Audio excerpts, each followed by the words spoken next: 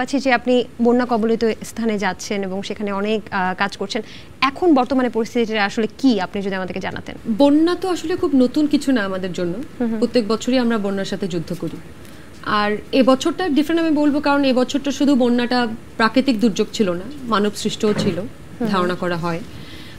এবং weather change বা ক্লাইমেটের জন্য এক ধরনের বিরূপ প্রতিক্রিয়া তো হচ্ছে, কারণ প্রচুর অতিবৃষ্টি হচ্ছে আমাদের, বা গরমের সময় প্রচুর গরম পড়ছে। তো এই সব কিছু মিলিয়ে যখন এই বছর বন্যাটা একটু বেশি হচ্ছে, কিন্তু এই বছর মানুষের সম্মিলিত প্রচেষ্টাটাও বেশি। আমরা কিন্তু এর আগে কোনো বছরই দেখিনি যে বন্যার জন্য মানুষ ত্রাণ দেওয়ার জন্য লাইন দিচ্ছে। আগে ত্রাণ নেওয়ার জন্য লাইন ছিল, এখন ত্রাণ দেওয়ার জন্য লাইন হচ্ছে। তো এটা ইতিহাস বাংলাদেশে। তো যে বাংলাদেশ বিভিন্ন পরিস্থিতিতে নিজেকে বদলাতে পারে, নিজেকে আরও শক্তিশালী রূপে নিয়ে আসতে পারে, সেই বাংলাদেশে আসলে বন্যা দিয়ে দমানো সম্ভব না। ধরেন আমরা এই দীপ্ত টিভির কয়েকজন মিলে ত্রাণ দিতে যাব, আপনাদের অফিস টিম যাচ্ছে, আপনার অফিস টিম একটা ছবি দিবে না? দীপ্ত টিভি যেমন সবাইকে আমি বলছি যে ধরেন দীপ্ত টিভি তাদের প্রত্যেকটা যারা কাজ করছে স্টাফ, তাদের স্যালারি একদিন দিয়ে দিচ্ছেন, এটা আপনি প্রচার করবেন না? অবশ্যই করবেন। আচ্ছা, এটা যখন আপনি করছেন তখন কিন্তু বাংলাদেশ ক্রিকেট বোর্ডের প্রত্যেকে তাদের একদিনের দিচ্ছে, বা পুলিশ তাদের একদিনের স্যালারি দিচ্ছে, কারণ একজন বলার কারণে উৎসাহিত হয়ে আরো সবাই করছে এবং আরো সবাই এই কন্ট্রিবিউশনে যোগ দিচ্ছে। সাংবাদিক কারা? সাংবাদিক ধরেন 10টা মানুষ মিলে চেষ্টা করছে দেশের কাজ করার, দেশের মানুষের উপকার করার। সেই 10টা মানুষ আপনি যে দলকে পছন্দ করতেন, ধরেন আপনি সাংবাদিক, আপনি যে 10টা মানুষকে, আপনি যে রাজনৈতিক দলকে পছন্দ করতেন, সেই রাজনৈতিক দলের এগেইনস্টে যে কথা বলছে ওই 10টা মানুষ, এবং সেই 10টা মানুষ দেশের জন্য কাজ করার চেষ্টা করছে। এখন আপনার তো ভালো লাগতেছে না, কারণ আপনার রাজনৈতিক দলের এগেইনস্টে তারা কথা বলতেছে। তো আপনি তাদের পার্সোনাল লাইফ নিয়ে, তাদেরকে নিয়ে যা যা ঘাটার দরকার সব ঘেটে আবর্জনা বানিয়ে সেটা নিয়ে নিউজ করছেন, যাতে তারা তাদের ব্যক্তিগত বা তাদের ব্যক্তি ইমেজটা নষ্ট হয় সমাজের কাছে, এবং তারা দেশ নিয়ে আর কথা না বলে। তো এক হিসেবে তো আপনি তাদেরকে থামিয়ে দিচ্ছেন, এবং আপনি স্বৈরাচারের দোষর হিসেবে আপনি কাজ করে যাচ্ছেন। আচ্ছা, তারা হচ্ছে সাংবাদিক। দিবেন আমাদেরকে, মানে কি কি দেখছেন আপনি একটু উদাহরণ দিয়ে যদি বলতেন। ধরেন এই যে আমি অবাক, আমি শুনে এত হাস্যকর কিছু বিষয়, যেমন আমাদের সমন্বয়ক নাহিদ, তার বাবা নাকি ধর্ষক। অদ্ভুত নিউজ, মানে এই ছেলেটা মার খেয়ে তার এগুলো সব শেষ হয়ে গেল, ছেলেটা এত কষ্ট করলো, এখনো কিন্তু সমন্বয়করা কিন্তু দম ফেলার টাইম পাচ্ছে না। স্বাধীনতার 23-24 দিন হলো, মানে they are not even getting a single time to breathe.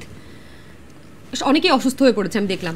এটা নিয়েও আপনারা সমালোচনা করছে, বা আমরাই সমালোচনা করছি। তারপর আবার আরো কিছু বলি, সাংবাদিকরা কি ধরনের নিউজ করে, সেটা হচ্ছে আসিফ নজরুল স্যারের 3টা বিয়ে, এবং তার আগের বউদের কে কি করছে, কার কি বাচ্চা ছিল। সাংবাদিকরা তো আপনাকে নিয়েও নিউজ করে। তো আমাকে নিয়ে আমার নিউজটা হচ্ছে, আমার ধরেন আমি আমার দেশের যুদ্ধ লেগে যাচ্ছে, দেশে মানুষ মারা যাচ্ছে, বন্যায় এত ঝামেলা হচ্ছে, সেগুলো ইম্পর্টেন্ট না। তার থেকে ইম্পর্টেন্ট হচ্ছে চমকের স্বামীর আগে কয়টা বিয়ে ছিল। সো দিস আর সাংবাদিক, দে আর নট সাংবাদিক, কারণ তারা দেশের প্রয়োজনের সময় কি নিউজ করতে হবে সেটা তারা জানে না, বা তাদের কাছে এটা মুখ্য না। শুধু এটা না, দেশে কিন্তু এখনো প্রত্যেকটা দিনই কিন্তু কিছু না কিছু ঘটতেছে। আপনি প্রত্যেক দিনই আমার একটা দাবি আছে, আমি শাহবাগে চলে গেলাম।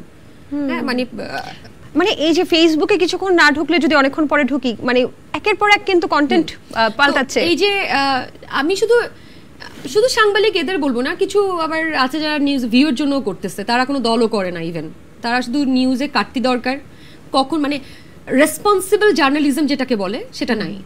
মানে কিছু মানুষ অবশ্যই আছে, যেমন আমি এই সময় যমুনা টিভির কথা বলতাম, দীপ্ত টিভিতে এসে যমুনা টিভির কথা বলতাম, sorry for that, but still বলতেই হয়, কারণ we will talk about our heroes.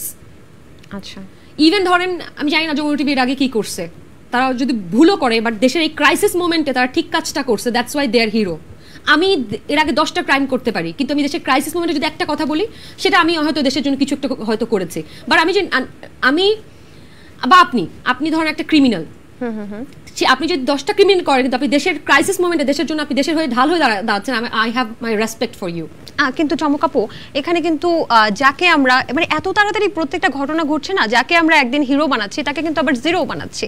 সম্প্রতি আপনি যে বেসরকারি টেলিভিশনের কথা বললেন, সেই টেলিভিশনের একটা উপস্থাপিকাকে আমরা কিন্তু অনেক অনেক বেশি তাকে প্রশংসা করেছি, কিন্তু তারপরেই কিন্তু কিছুদিন পরে আবার কোনো একটা কথার জন্য তাকেই আবার নেতিবাচক মন্তব্য আমরা করেছি। এটা হতে পারে, কিন্তু আমি এটা তার মধ্যে যুক্তি খণ্ডনে আমি দেখেছি, সে তার পয়েন্টগুলো সে বলার চেষ্টা করেছে। আর একজন দুইজনকে দিয়ে কিন্তু পুরো টিভি চ্যানেলকে আমরা করতে পারবো না, মানে দায়ী করতে পারবো না। বা সাপোজ আমাকে যদি দীপ্ত টিভি একজন আমাকে খারাপ বলে, আমি পুরো দীপ্ত টিভিকে আমি কখনোই এটাকে দায়ভার দেব না, আমি ওই ব্যক্তিকেই দেব। আমি কিন্তু সাংবাদিক বলেছি, আমি কিন্তু কোনো নিউজ পেপার বা টিভি চ্যানেলকে আখ্যা দেইনি।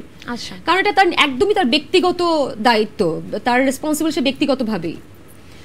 তো এটা নিয়ে পুরো চ্যানেলকে তো আমি দায়ী করবো না। বৈষম্য বিরোধী ছাত্র আন্দোলন থেকে এটা সরকার পতন হলো, তারপর পরই ডাকাত, সুশীল লীগ, তারপর আফসোস লীগ, এই স্বাধীনতাই কি চেয়েছিলাম, আগেরটাই তো ভালো ছিল, এরকম অনেক কথা কিন্তু চলে আসছে। সুবিধাবাদী আনসার লীগ, খুব ইম্পর্টেন্ট, রিকশাওয়ালা লীগ, সুবিধাবাদী লীগ নিয়ে কিন্তু একটা খুব ভয়ঙ্কর বিষয়। আচ্ছা, এরা কারা?